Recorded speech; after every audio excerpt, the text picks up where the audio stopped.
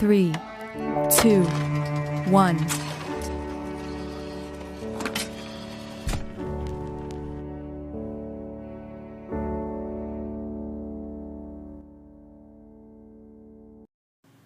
Well, kali ini gue akan membahas alur cerita film Finding Steve McQueen. So, check it out.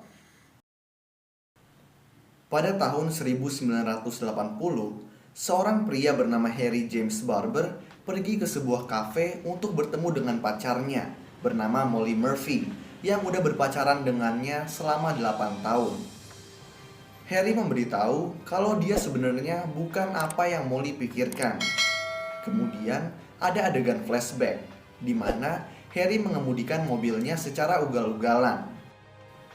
Dia kemudian bertemu dengan polisi dan diberhentikan. Saat ditanyai oleh polisi siapa namanya, Harry menjawab Steve McQueen. Tapi identitasnya terbongkar ketika si polisi meminta SIM-nya. Ketika Molly bertanya kenapa Harry malsuin namanya, Harry menjawab karena 8 tahun yang lalu dia telah melakukan perampokan terbesar dalam sejarah Amerika Serikat dan FBI masih terus mencarinya. Nah, Harry pun kemudian menceritakan kisahnya.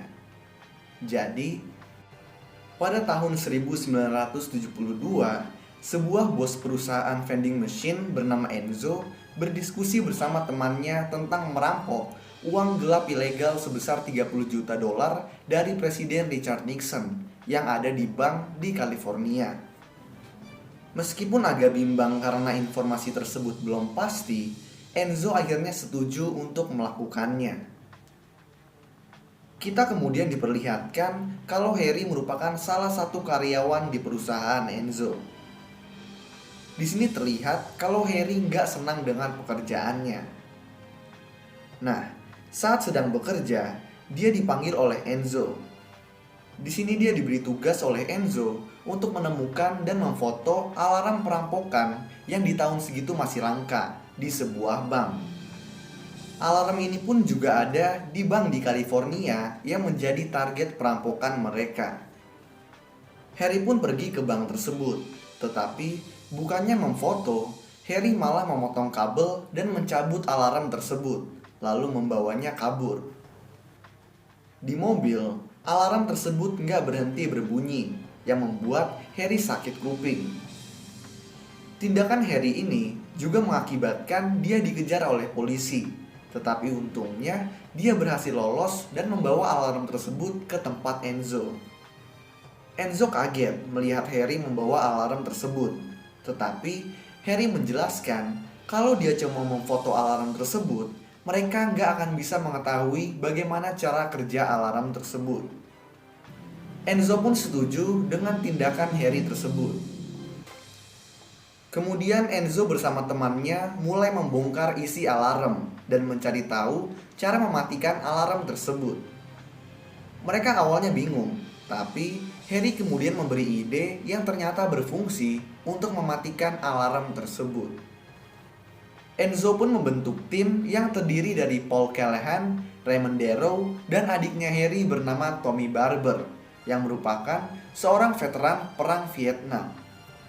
Harry dan timnya melakukan perjalanan ke California dan menyewa rumah besar yang tidak jauh dari bank. Malamnya, Enzo dan Harry mematangkan rencana perampokan mereka, dan keesokan harinya, Enzo dan timnya mengawasi bagian depan dan juga belakang bank. Di adegan selanjutnya, pada latar waktu sesudah perampokan, kita diperlihatkan awal pertemuan Harry dan Molly. Harry bertemu dengan Molly di sebuah bar ketika suaminya baru tewas dalam sebuah kecelakaan mobil. Nah, Harry dan Molly pun semakin dekat. Bahkan Molly sudah mengenalkan Harry kepada kedua orang tuanya, yang ternyata ayahnya adalah seorang sheriff. Meskipun udah pacaran, Harry tetap menyembunyikan perampokan yang telah dilakukannya dari Molly. Balik ke waktu sebelum perampokan, pada malam hari, Harry dan timnya memulai perampokan mereka. Mereka memulainya dengan menonaktifkan sistem alarm seperti ide Harry sebelumnya.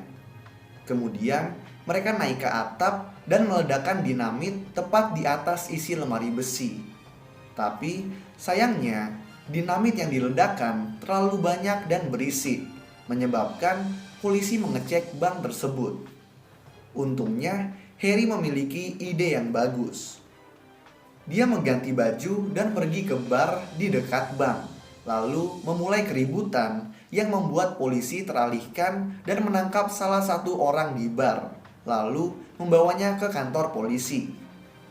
Bank pun kembali aman. Harry dan teman-temannya melanjutkan perampokan mereka. Mereka memasuki lemari besi bank melalui lubang hasil ledakan. Tetapi di sini mereka hanya membawa kabur 4 juta dolar dan belum bisa menemukan uang milik Nixon. Nah, karena perampokan yang mereka lakukan ini adalah hari Jumat, sementara bank akan tutup Sabtu dan Minggu, mereka akan kembali ke bank tersebut 2 malam berikutnya, sampai mereka menemukan uang milik Nixon. Setelah 3 hari merampok, mereka cuma berhasil menjarah sekitar 12 juta dolar secara keseluruhan, dan mereka tidak berhasil menemukan uang ilegal milik Nixon. Walaupun mendapat 12 juta dolar, Enzo hanya memberi Harry dan Tommy masing-masing 10.000 dolar. Anggota tim pun kemudian berpisah. Nah, di saat perjalanan pulang, Harry memberitahu kalau mereka harus berhenti bekerja dengan Enzo, yang ternyata merupakan paman mereka. Alasan Harry ingin berhenti bekerja bersama Enzo adalah karena Harry merasa kalau Enzo tidak peduli dengan dia. Setelah perampokan bank telah diketahui publik, agen FBI bernama Howard Lambert dan Sharon Price menangani kasus tersebut. Mereka memulai penyelidikan dengan mengecek bank.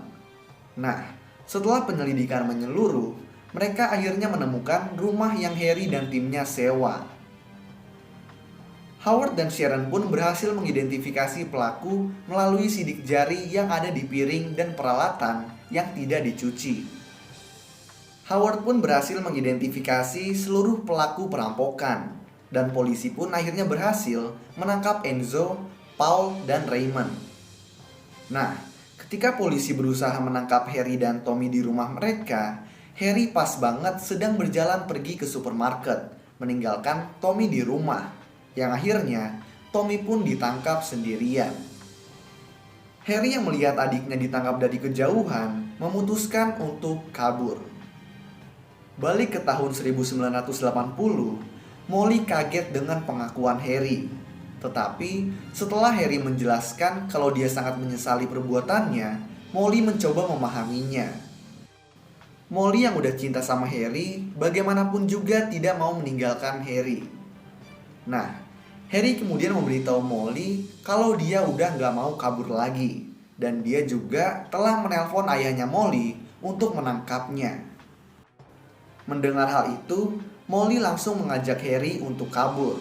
Tetapi ketika mereka keluar dari restoran, Howard, ayahnya Molly, dan para sheriff tiba. Nah, Harry mengucapkan selamat tinggal kepada Molly, dan Molly pun berjanji akan menunggunya hingga keluar dari penjara. Lalu kita bisa melihat Harry dibawa oleh Howard ke mobilnya. Di akhir film, kita bisa mengetahui kalau Harry dijatuhi hukuman 7 tahun penjara, tetapi dikurangi 3 tahun setelah sheriff menulis surat yang kemudian ditandatangani oleh warga kota yang bersaksi kalau Harry memiliki watak yang baik. Lalu film pun selesai. So, itulah alur cerita film Finding Steve McQueen. Kalau kalian punya rekomendasi film lain yang mau gue jelasin alur ceritanya, kalian bisa tulis di kolom komentar di bawah. Dan kalau kalian suka sama video ini, kalian bisa klik tombol like dan juga klik tombol subscribe supaya bisa mendapatkan update-update tentang video-video gue selanjutnya. So, thanks guys for watching. I hope you enjoyed and peace out.